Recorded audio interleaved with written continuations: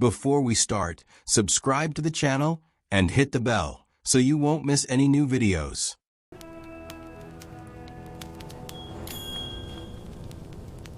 Imagine for a moment a world in which the word Prussia does not exist, erased from existence by the laws of four victorious powers, as if it had never been. Imagine a state that in 1947 officially outlawed its own name. Now imagine that just 15 years after this act of self-annihilation, the shards of that same country once again became a great economic power, and its citizens the most punctual, prosperous, and strangest people in Europe. This is not fiction, this is Germany, the country where medieval knights saved themselves from the plague by bathing, defying the Pope, where an economist defeated hyperinflation with a sack of rye, and where an amateur pilot embarrassed a superpower's entire air defense system simply because he wanted to shake Gorbachev's hand. This collection contains nothing of what you already know. The Brandenburg Gate, Bismarck, Hitler, the Berlin Wall. That is dull classics rehashed in every schoolroom. Instead, I have gathered 15 episodes from German history that sound like scripts for a dark comedy or a political thriller. You will learn how a beer stein was a top-secret spy device, how the world's first pension law was a cynical bait-and switch on the working class, how Hamburg nearly became an American city, and how the Trabant turned out to be more environmentally friendly than a Tesla, simply because it decomposed faster than East Germany. Spoiler alert. After these facts, you will never think of Germans as boring burghers in golf socks again. These people invented the welfare state to fight socialists, fed Europe on potatoes through a psychological operation involving theft, and built an entire economy on the simple act of abolishing the rules. Sit back. You are about to discover the Germany they never show you even in a documentary on the Culture Channel. Fact 1. How Charlemagne committed genocide against the Saxons because of a sacred tree, and why Germans still pray to it. In 772 AD, in what is now North Rhine-Westphalia, stood the Irminsul, a giant wooden pillar, or, according to some versions, the trunk of an ancient ash tree, that the Saxons revered as the axis of the world, connecting the earth to the heavens. The chieftain Widukind performed sacrifices there, hanging the armor of defeated Franks on its branches. Charlemagne, freshly crowned as king of the Franks and Lombards, could not tolerate this pagan pillar just 150 kilometers from his capital at Aachen. He ordered the Irminsul cut down, its golden ornaments melted into coins, and the trunk sent for firewood to heat the baths in Paderborn. The Saxons responded by raiding the Frankish monastery at Fulda, burning 30 monks alive. In 782 AD, Charlemagne assembled an army of 10,000 heavy cavalry and intercepted 4,500 Saxons near the river Aller, close to modern-day Verdun. These Saxons had come under a white flag to negotiate. Charlemagne commanded, "Behead them all in a single day." Executioners were paid 1 silver solidus for 10 heads, but by evening they were so exhausted that they were chopping with axes as if splitting firewood. The earth was soaked in blood 3 fingers deep. The chronicler Einhard reports this not with shame, but rather with pride at the king's firmness. But the true horror lies elsewhere. After this massacre, Charlemagne issued the Capitulatio de Partibus Saxoniae, the capitulary for the Saxon regions. Under this law, any Saxon who ate meat during Lent, even if unbaptized, hid in the forest to avoid a priest, publicly spat on a church, was to be executed by hanging. Refusing to baptize a newborn meant burning alive along with the child. Arson of a church meant being drawn and quartered. This was Europe's first law, imposing a religion through total terror. Widukind surrendered only in 785 AD, accepted baptism, and Charlemagne kissed him as an equal and gave him a horse. But the psychological trauma remained. The German language still has the phrase, "Kommen wie die Franken," to come like the Franks, meaning to arrive with cruel and absurd demands. Fact 2. Bismarck invented pensions to stop workers from shooting him from around the corner and set the retirement age at 70 when life expectancy was 45. May 1878. 2 assassination attempts on Kaiser Wilhelm I within 2 weeks. The first, a 22-year-old socialist locksmith named Emil Hodel shot at the emperor on Unter den Linden. The bullet pierced the Kaiser's greatcoat and ricocheted off his helmet. The second, Dr. Karl Nobiling shot the 81-year-old monarch in the back with a shotgun, wounding him gravely. Bismarck, who already hated the Social Democrats, used these shots as a pretext for the anti-socialist law. October 1878, all party meetings, newspapers, and trade unions were banned. But the Iron Chancellor was clever enough to understand that the working class could not be suppressed by club alone. In 1881, in a speech from the throne written by Bismarck, the Kaiser declared a phrase that would be reprinted in every sociology textbook. The state must take upon itself the care of its incapacitated citizens, not as charity, but as the exercise of a natural right. He then launched 3 laws.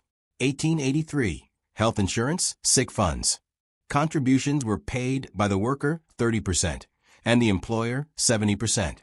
The sum was fixed, 2 marks per week. The worker received free doctors and medicine. 1884, accident insurance, 100% paid by the employer. If a worker fell from scaffolding, he received 2/3 of his salary for life. 1889, old age and disability pensions. Here is the cynicism. The retirement age was set at 70. In 1889, the average life expectancy for a Prussian male worker was 45. Only about 3% of the insured ever reached pension age. The state collected contributions from the young and paid out to almost no one. Bismarck wrote candidly to the Bavarian king, "The idea is that the worker, seeing every penny he pays into the fund as a guarantee of his loyalty to the monarchy, will take it seriously. The socialists will lose ground when they see that the elderly in their families no longer die in misery." And the plan worked. In the 1890 elections, the SPD lost 25% of its votes, and British Prime Minister Lloyd George traveled to Berlin specifically to study the German model of paradise for the proletariat. Fact 3. Frederick the Great's Potato War. How a king hired thieves and buried several peasants alive. Winter 1744. Prussia is starving. Grain has rotted due to rain, and the fields of Silesia have been trampled by Austrian cavalry. Frederick the Great, later called the Great, receives a letter from his friend Voltaire. The potato, which those savages in Ireland eat, yields 4 times the calories per acre as wheat, and grows even in sand. The king orders potatoes distributed to peasants against a receipt. The peasants bring them back, saying, "These are rotten fruits of the earth, they don't smell like bread, and they taste like raw turnip that burned our tongues." Their wives added, "The Bible says nothing about potatoes, so this is a demonic temptation." Frederick then devised a psychological trick. He ordered a potato field planted near Skonhausen outside Berlin, fenced it with a wall twice the height of a man, posted armed guards, and commanded them, "Shoot anyone who approaches, but miss." The rumor spread quickly. The king is guarding golden apples that yield a harvest every summer. At night, peasants climbed the fence, dug up the tubers, stuffed them into sacks, and ate them. One of them, a blacksmith from Spandau, wrote to his wife, "The stolen goods turned out to be tasty when baked in ashes with salt." His second method was forced cultivation. The king issued the Potato Edict of 1756. Every landowner must plant potatoes on 1/10 of his fields. Inspectors went from yard to yard, counting plants. Refusers were thrown for 3 days into a potato pit, a man-deep hole filled with raw tubers and water. There, stinking peasants would stand up to their necks in potato slurry until they agreed. Legend has it that the 3 most stubborn suffocated when the earth collapsed. They were buried right there in that pit. The king personally expressed condolences to the widows and gave them 10 thalers each for the burial of a husband hero. By 1770, Prussia was producing 2.3 million tons of potatoes per year, more than Austria and France combined. When a grain shortage struck Europe in 1771, Prussian peasants simply ate potatoes and did not starve. Frederick ordered a medal struck. One side showed the king with a basket of potatoes. The other bore the inscription, "Salvation from Famine." Today, visitors to Frederick's grave at Sanssouci leave not flowers, but raw potato tubers. Fact 4. How Hamburg almost became an American city. Senators trading freedom for bacon and grog. December 1813. Napoleon has lost the Battle of Leipzig, but before retreating, he orders Marshal Davout, "Erase Hamburg from the face of the earth." Davout, the same man who would later lose at Waterloo, besieges the city for 400 days. In Hamburg, everything runs out. First they eat horses, then rats, then leather boots boiled in pots. By January 1814, out of 130,000 inhabitants, 50,000 have died from starvation, typhus, and dysentery. The city senators send messengers in all directions, to the English, the Swedes, the Russians. Whoever breaks the blockade first gets the port. Then a strange guest appears, the American merchant John Parrish, representing the interests of President James Madison. The USA is at war with England, the War of 1812 to 1815, and needs a base in the North Sea to attack British convoys. Parrish offers the Hamburg Senate, "Declare yourselves the Free Republic of Hamburg under the protection of the USA. We will land 4,000 Marines, unload corn and bacon in your port, and after the war, you will become the 19th state. You can even have your own coins, but with the eagle on them." The Senate nearly agreed. Records of the secret session on February 14, 1814, survive. Item 7. The Americans demand duty-free anchorage for 12 frigates. Item 9. Hamburg agrees to make English the language of instruction in schools within 10 years. But at the last moment, the Russian General Bennigsen arrives with 20,000 Cossacks. He reads an ultimatum: "If you join the Americans, we will loot your city worse than the French." The Senate cowardly refused Parrish. The Cossacks entered Hamburg, and the American fleet, already sailing across the Atlantic, turned back. What if Hamburg had become American?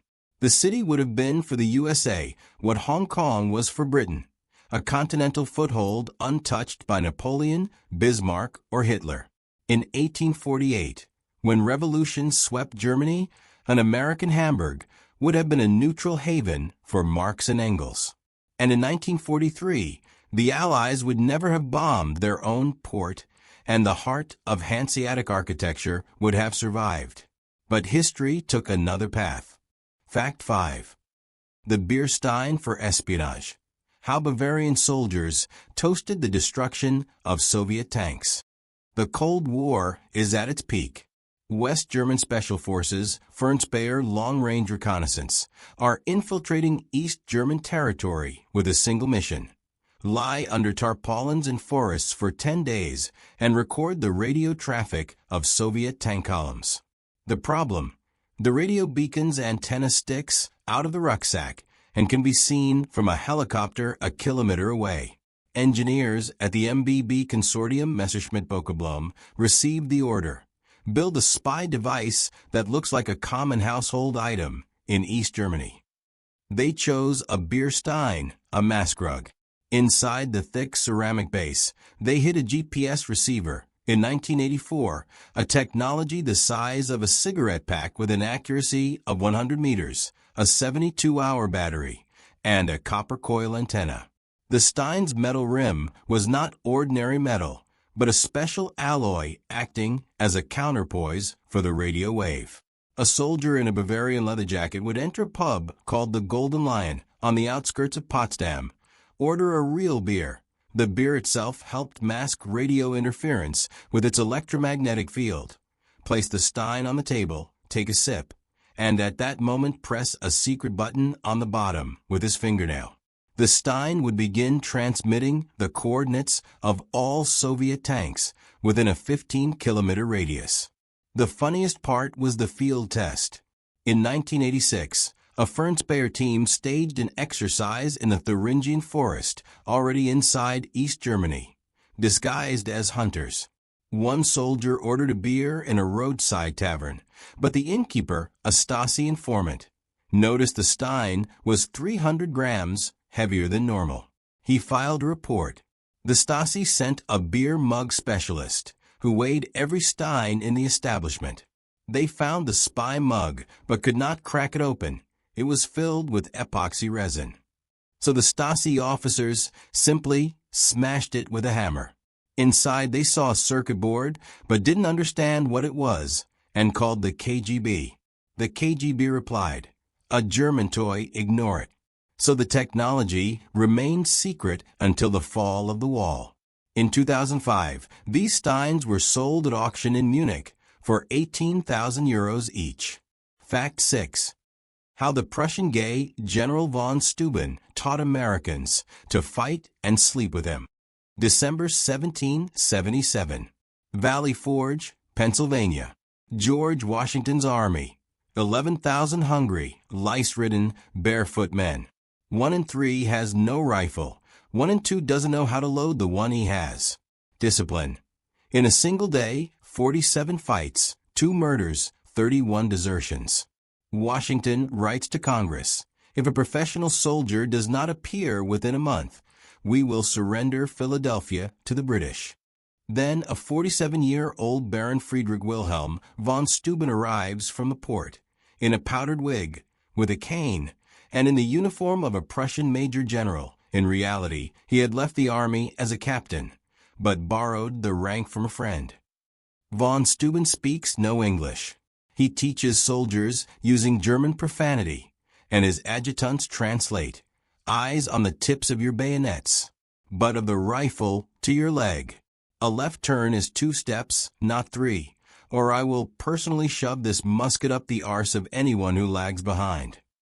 In 3 months, he introduces to the U.S. Army the first drill manual called the Blue Book due to its blue cover, the prototype of the modern non-commissioned officer corps, inspectors, the 15 steps per minute marching pace, and most importantly, bayonet fighting in 3 movements: thrust, twist, and recovery.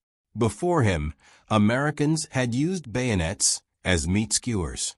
A little-known detail: von Steuben was openly homosexual. In Prussia, he would have faced prosecution under paragraph 175. At Valley Forge, he brought 2 young lovers, 17-year-old Benjamin Walker and 19-year-old William North. Washington knew, but turned a blind eye because von Steuben was a military genius. The Baron formally adopted Walker and left him his entire fortune. After the war, von Steuben became an American citizen, settled in New York, and wrote his will, "Bury me in a simple coffin, and on my monument write, 'He taught America to hold its rifle straight.'" In 2012, the U.S. Congress officially recognized him as a pioneer of the LGBTQ movement in the military. His ashes rest at St. John's Church in Utica, New York.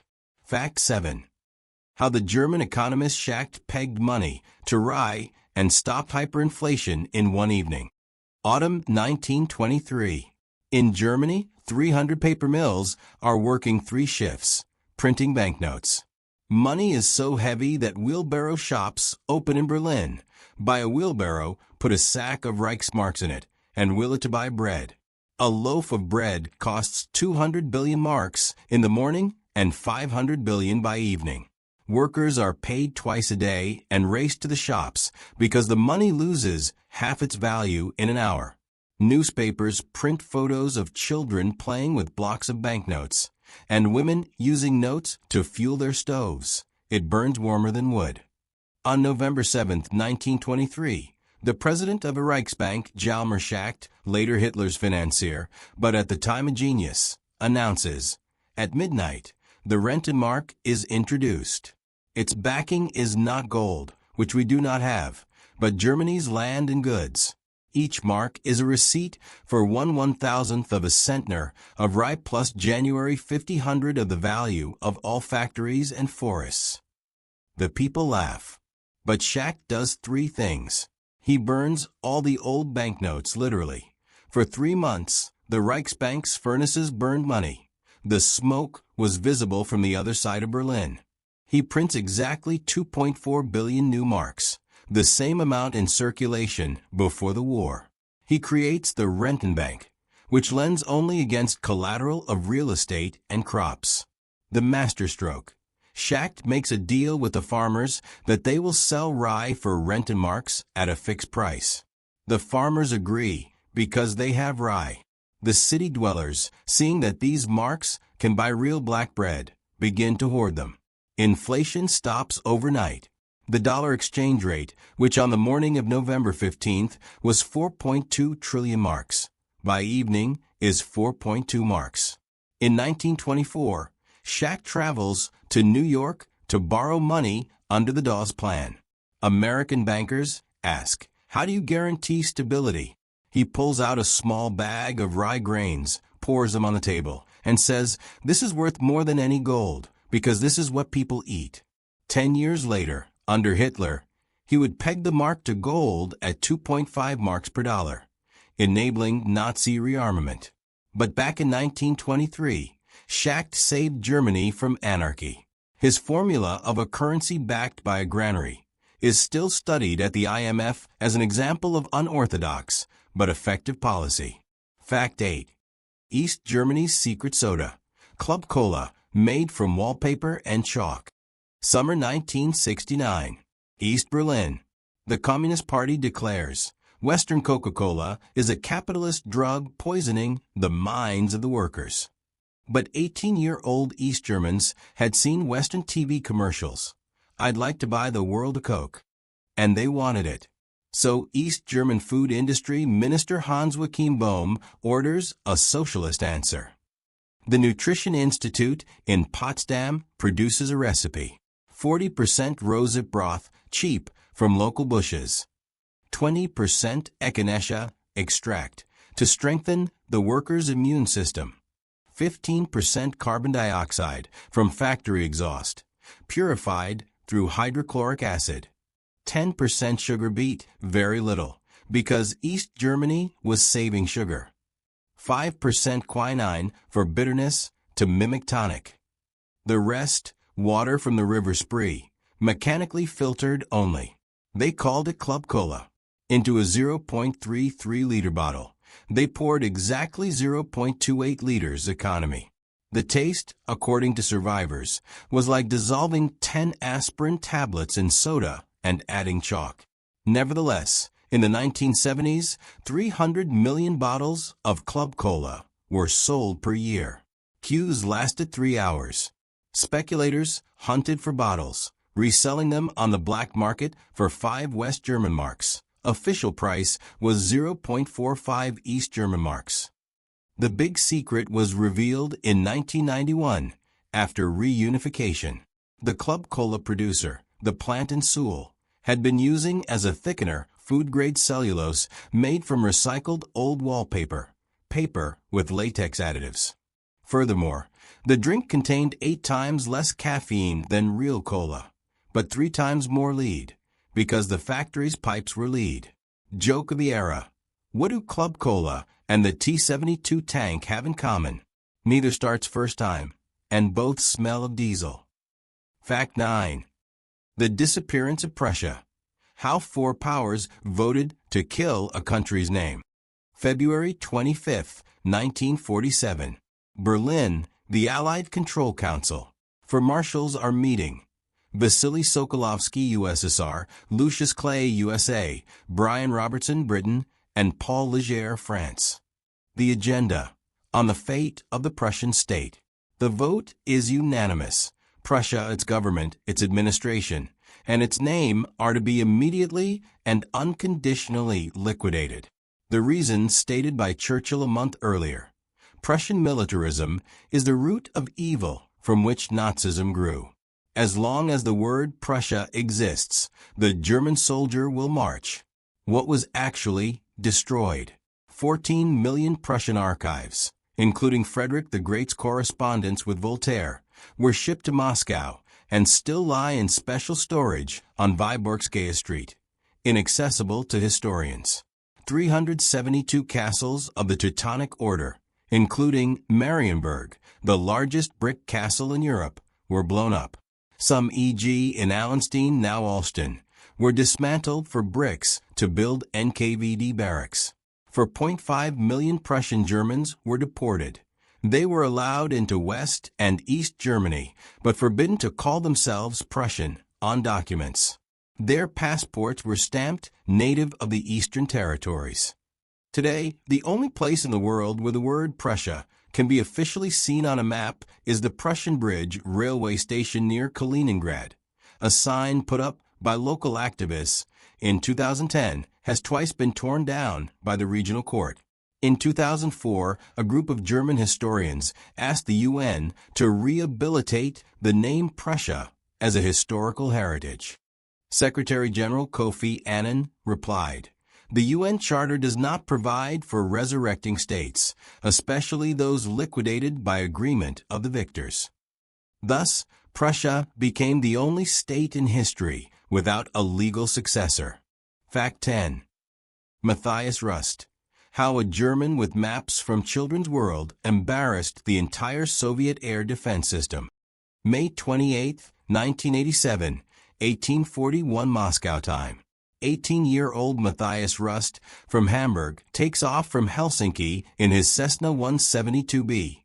Registration DSJB. His flight plan says Helsinki-Stockholm. But instead of Stockholm, Rust turns east and sets course for Moscow. On board, he has 3 maps bought at the Children's World department store in central Moscow 3 weeks earlier. He had flown in as a tourist to reconnoiter, a compass, and a wristwatch. What followed is a textbook case of how not to organize air defense. Rust flies over 4 air defense divisions, 3 airfields, and 2 strategic missile bases. Radar sees him, but reports up the chain. Unknown target at 600 meters altitude, speed 150 kilometers per hour. The command post in Balashika replies, "It's a sport parachutist, ignore." Then, it's a weather balloon. Then, it's a Latvian agricultural helicopter. Rust calmly bypasses a flight of interceptors searching for him at 8 kilometers altitude. He is flying at 0.6 kilometers. Approaching Moscow, a KGB duty officer sees him but reports, "Unidentified target, probably local aviation." 1910. Rust's aircraft lands over Vasilivsky Descent. The Rolling Stones are playing in his headphones. He sees a community work day on Red Square, communists painting curbstones. He circles once, slows to 60 kilometers per hour, touches the cobblestones, rolls 50 meters, and stops beside St. Basil's Cathedral. He steps out in his flight overalls and hands the first militiamen to run up a box of Swiss chocolate with a card. "Mr. Gorbachev, this gift is to overcome mistrust between nations." The aftermath. Within 24 hours, 250 air defense generals were dismissed. Defense Minister Sokolov lost his post, and Chief of General Staff Akhrameyev received a reprimand. Gorbachev told the Politburo, "It's not a German pilot, it's the shame of our state." Rust received 4 years in a labor camp in Chistopol, Tatarstan. There he was held with common criminals who respected him for embarrassing all those Kremlin goats. In 1988, he was pardoned and expelled to West Germany. He became a stock trader, went bankrupt, then married a flight attendant. His Cessna DSJB now hangs in the German Museum of Technology in Berlin, and the tire marks on Red Square's cobblestones are still visible. They have never been erased. Fact 11. The submarine Bremen, with $1 billion on board, lies off the Scottish coast, waiting for treasure hunters. The British naval blockade of Germany is so effective that oranges rot in Hamburg and clothes are sewn from paper in Berlin.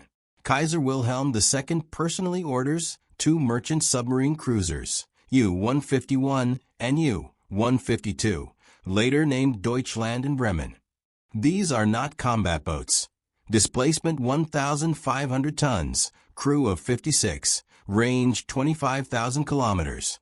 Instead of torpedoes, they have climate-controlled cargo holds for dyes, aniline, used for textiles, and optics, Zeiss for gun sights. On March 14, 1916, the Bremen leaves Kiel with a secret cargo, $45 million in gold, in $20 double eagle coins, and £10 million in British pounds sterling. The money is intended for Irish nationalists to start a rebellion in Dublin, distracting Britain and Mexican generals to attack Texas.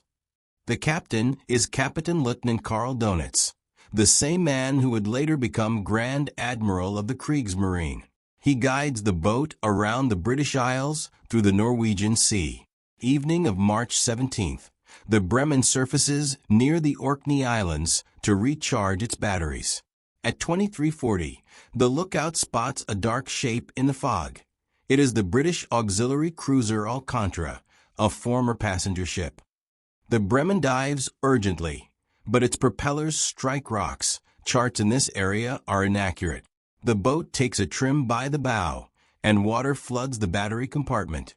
Chlorine gas is released. The crew abandons ship through the torpedo hatch. 42 men are saved by the British, 14 drown. The Bremen sinks to the bottom at a depth of 120 meters, exactly 15 miles from Scapa Flow, where the British fleet is anchored. The gold is still there. In 1984, the British company Subsea tried to raise it, but the court prohibited it. War grave, do not disturb. The German government remained silent formally. The gold belonged to the Kaiser, whose heirs still exist, Prince George Friedrich of Prussia. In 2017, American treasure hunters on the vessel Odyssey conducted a sonar survey and found something resembling the boat, but the British Ministry of Defense issued an order.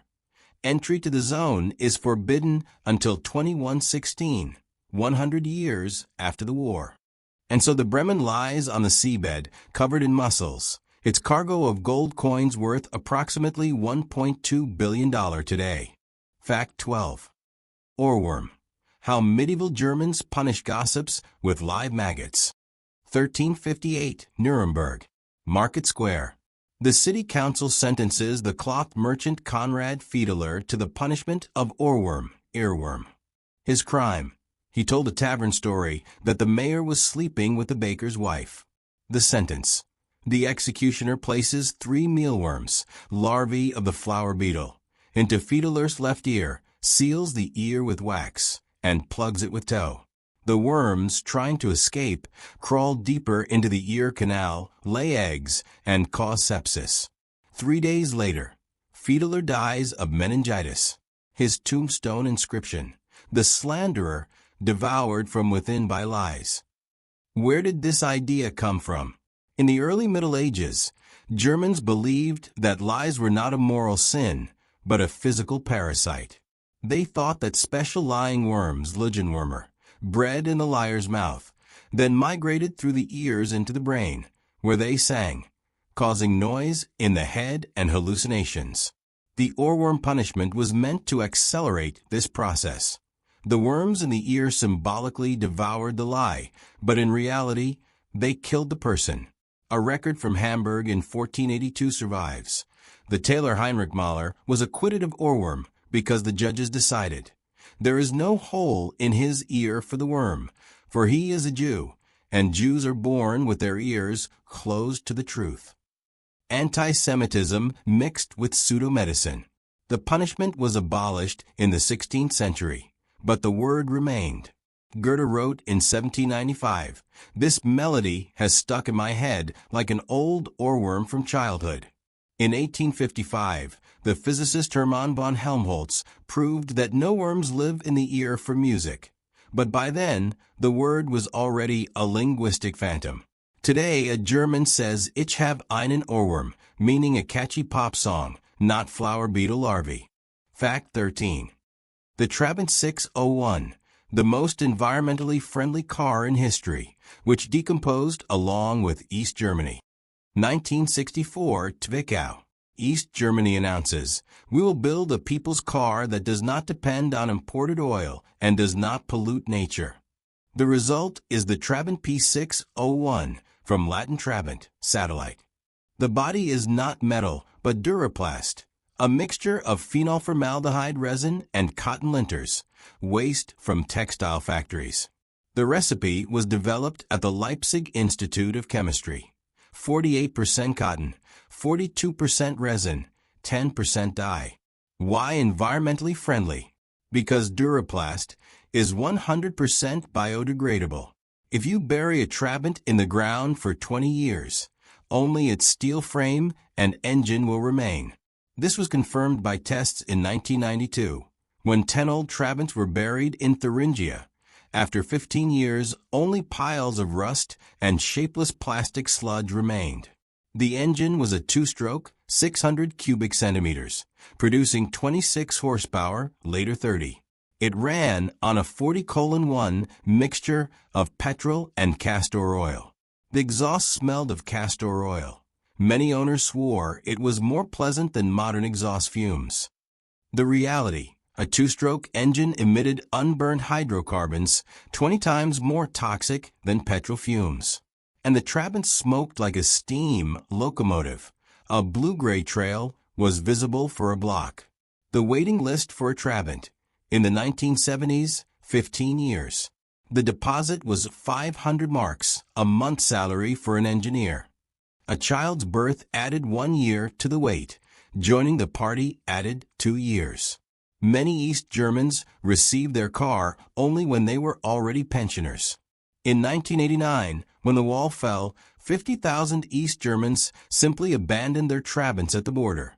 They stood in rows like dead beetles. Children climbed into them and played car of the future. Today, the Trabant is a cult rarity. There is a Trabi Hotel in Berlin, rooms shaped like the car's body, costing €200 per night. In 2019, at an auction in Munich, a unique Trabant 601 with 0 kilometers. The owner never lived to collect it. Sold for €78,000. Fact 14. Teutonic baths. How medieval knights washed themselves to avoid dying of the plague and bankrupted the Vatican. 1348, Marienburg, Prussia. The Black Death is sweeping across Europe. Monks advised not to wash because water washes away the protective dirt given by God. The Teutonic Knights, who were fighting pagan Lithuanians and living in swamps, noticed a pattern. Where there are baths, the Lithuanians like to steam themselves. There are fewer fleas. And fleas carry plague. They understood this empirically 500 years before bacteriology. Grand Master Luther von Braunschweig orders Stuben, sauna-style baths after the Scandinavian model.